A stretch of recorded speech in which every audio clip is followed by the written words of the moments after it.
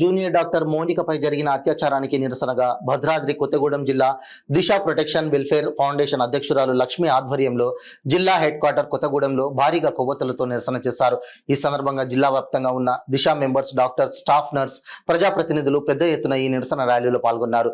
ఈ సందర్భంగా దిశ protection welfare foundation అధ్యక్షురాలు పోదేరు లక్ష్మి మాట్లాడుతూ కలకత్తాలో జరిగిన మౌనిక అనే జూనియర్ డాక్టర్ పై అత్యాచారాన్ని ఖండిస్తూ ఇలాంటి అత్యాచారాలు పలుచోట జరుగుతున్నా ఏ ప్రభుత్వాలు కూడా పట్టించుకోవడం లేదని, అప్పటికప్పుడు అడావిడి చేసి చేతులు దులుపుకుంటున్నారే కానీ ఇలాంటి అమానుషానికి పాల్పడుతున్న వారిపై కఠిన చర్యలు తీసుకోవడం లేదని అన్నారు। మరలా ఇలాంటి సంఘటనలు జరగకుండా కఠిన చర్యలు తీసుకొని ఇప్పుడు మౌనిక జూనియర్ డాక్టర్ పై జరిగిన అత్యాచారానికి ఎవరైతే పాల్పడ్డారో వారిని తక్షణమే కఠినంగా శిక్షించాలని వారు డిమాండ్ చేశారు।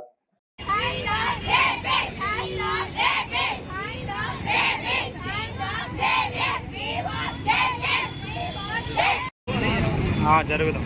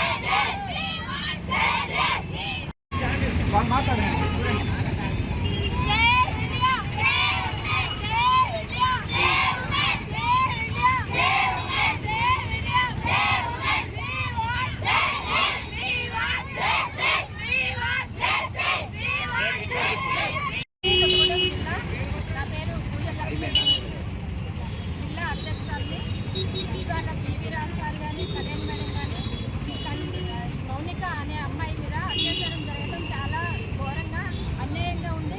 దీనికి సిద్ధంగా ప్రభుత్వం కానీ, గవర్నమెంట్ కానీ, డిపార్ట్మెంట్ కానీ, పొలిటికల్లో కానీ, ఎమ్మెల్యే కానీ ఎవరైనా సరే ఖండించాలని కోరుకుంటున్నాము। ఇది ఎన్ని అత్యాచారాలు జరిగినా కూడా ఎవరు ముందుకు రావట్లేదు। గవర్నమెంట్ ఏం చేస్తుందో అర్థం కావట్లేదు। మోడీ కానీ, ఎమ్మెల్యేలు కానీ వీళ్ళందరూ ఏం చేస్తున్నారో కూడా అర్థం కావట్లేదు। మా దిశ తరపు నుంచి మేము గట్టిగా ఖండిస్తున్నాము। నేను దిశ జిల్లా జనరల్ సెక్రటరీని।